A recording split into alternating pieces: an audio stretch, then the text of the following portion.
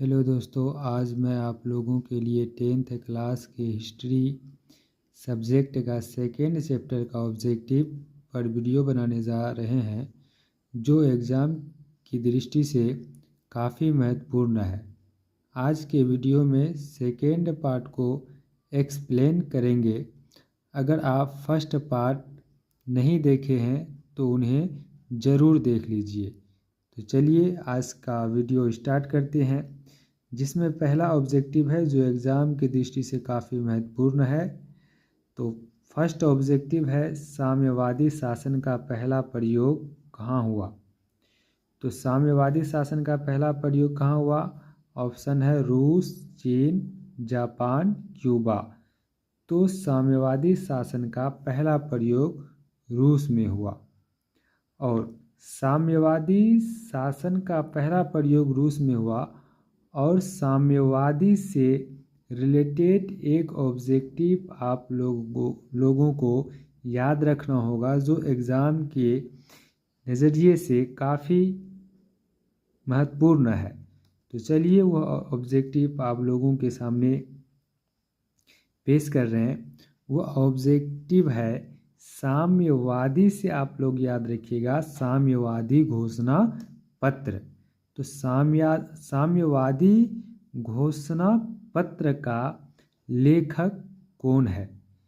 यह क्वेश्चन आपसे अगर पूछा जाए कि साम्यवादी घोषणा पत्र का लेखक कौन है, तो आप लोगों को उनका आंसर देना होगा।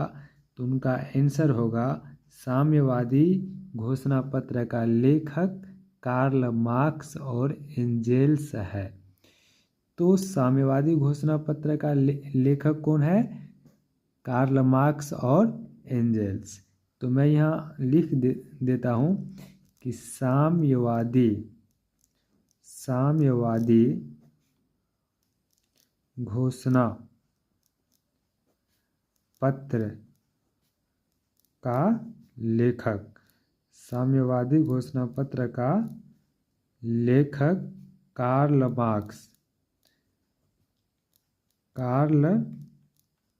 मार्क्स और फ्रेडरिक एंजेल्स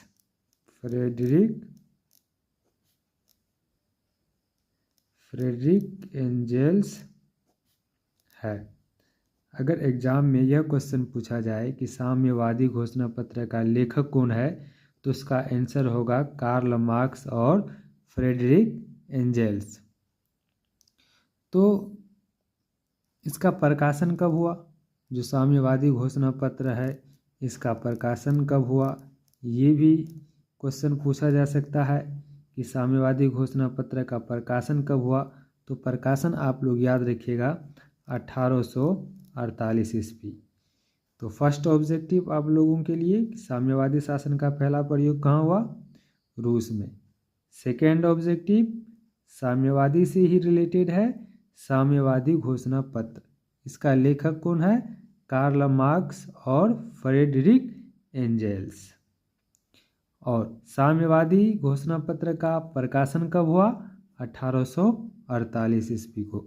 इस तरह से साम्यवादी शासन पत्र, साम्यवादी शासन और साम्यवादी घोषणा पत्र का लेखक और साम्यवादी घोषणा पत्र का प्रकाशन, ये तीन ऑब्जेक्टिव आप लोग याद रखिएगा। सेकेंड है, यूटोपियन समाजवादी कौन था? यूटोपियन समाजवादी ऑप्शन में है Louis Blanc, Saint Simon, Karl Marx, Robert Owen. तो यूटोपियन समाजवादी कौन था? तो यूटोपियन समाजवादी कार्ल मार्क्स था। यूटोपियन समाजवादी कौन था? कार्ल मार्क्स था। और कार्ल मार्क्स से रिलेटेड यह ऑब्जेक्टिव भी याद रखिएगा आप लोग कि कार्ल मार्क्स की रचना कार्ल मार्क्स की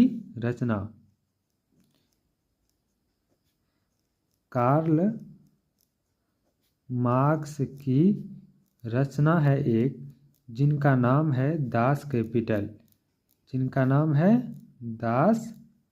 कैपिटल। तो दास कैपिटल किसकी रचना है? कार्ल मार्क्स की है। और दास कैपिटल की रचना कार यानी दास कैपिटल का रचना किसने किया? कार्ल मार्क्स ने किया। तो दास कैपिटल का रचना कब हुआ? तो जब अगर क्वेश्चन ये पूछा जाए कि कब हुआ, दास कैपिटल का रचना कब हुआ, तो आप लोग याद रखिएगा 1867 ईस्वी में। दास कैपिटल की रचना कब हुआ? 1867 ईस्वी में। और दास कैपिटल का रचना किसने किया था? कार्ल मार्क्स ने किया था, है ना। और ये दास कैपिटल जो है, दास कैपिटल को ही समाजवादियों का बाइबिल कहा जाता है। ये भी आप लोग याद रखिएगा। ये जो दास कैपिटल है, इसी दास कैपिटल को समाजवादियों का बाइबिल कहा जाता है। समाजवादियों का बाइबिल कहा जाता है। तो समाजवादियों का बाइबिल जो है वो किसे कहा जाता है? तो समाजवादियों का बाइबिल जो है दास कैपिटल को कहा जाता है। दास कैपिटल का रचना किसने किया? तो कार्ल मार्क्स ने किया। तो दास कैपिटल का रचना कब हुआ? 1867 ईस्वी में हुआ। इस प्रकार से आप लोग याद रखिएगा। और रॉबर्ट ओवेन से एक चीज़ ये याद रखिएगा कि इंग्लैंड में समाजवाद का जनक किसे माना जाता है? इंग्लैंड में समाजवाद का जनक किसे माना जाता है? तो इंग्लैंड में समाजवाद का जनक रॉबर्ट ओवेन को माना जाता है। इंग्लैंड में समाजवाद का जनक किसे माना जाता है? रॉबर्ट ओवेन को माना जाता है। जो तीसरा क्वेश्चन है, रूस में जार का अर्थ क्या होता है? पीने का बर्तन, पानी रखने वाला मिट्टी का पात्र, रूस का सामंत, रूस का सम्राट। तो रूस में जार का अर्थ होता है रूस का सम्राट।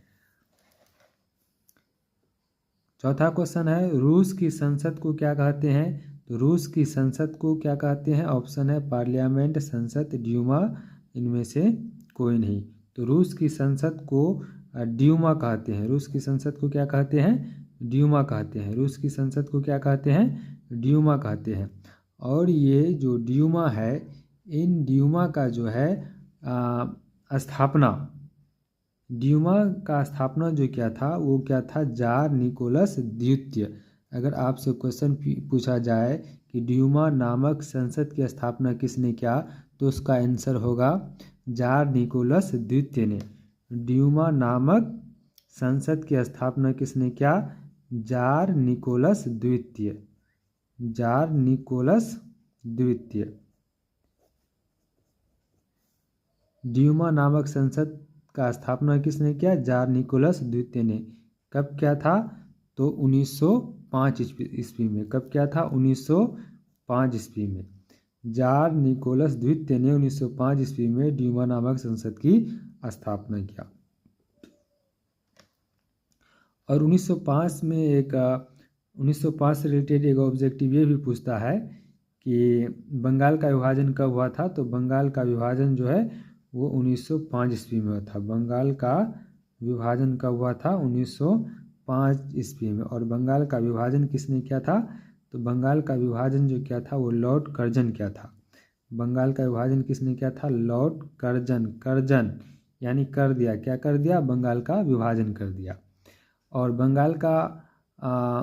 बंगाल विभाजन का वापसी जो है वो कब लिया गया था? 1911 ईस्वी को। कौन लिया था? लॉर्ड हॉर्डिंग ने। लॉर्ड हॉर्डिंग ने हल कर दिया। हॉर्डिंग ने हल कर दिया यानी सॉल्व कर दिया। क्या कर दिया? बंगाल विभाजन को वापस ले लिया, है ना। तो बंगाल विभाजन किसने किया? कर्जन ने किया। कौन कर्जन? लॉर्ड कर्जन ने किया। और बंगाल विभाजन का वापसी किसने लिया, यानी इस मामले को हल किसने किया? तो हल क्या? तो लॉर्ड हॉर्डिंग ने किया। तो इस प्रकार से आप लोग याद रखिएगा। और जो पांचवा क्वेश्चन है, लेनिन ने आर्थिक नीति की घोषणा कब की?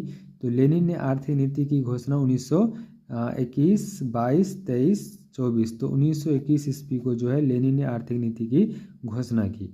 अगर आपसे ये क्वेश्चन पूछा जाए कि रूस में आर्थिक नीति की घोषणा कब हुई, तो रूस में आर्थिक नीति की घोषणा कब हुई, यानी रूस में आर्थिक नीति कब लागू हुई? तो रूस में आर्थिक नीति जो लागू हुई थी वो 1921 ईस्वी में ही लागू हुई थी।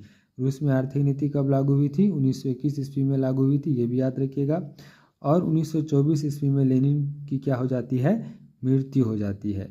1924 ईस्वी में लेनिन की मृत्यु हो जाती है और 1921 ईस्वी में लेनिन ने आर्थिक नीति की घोषणा करता है और 1921 ईस्वी में ही रूस में जो है नई आर्थिक नीति क्या होता है, लागू होता है। आज यही तक, फिर मिलते हैं अगले वीडियो में, तब तक के लिए धन्यवाद।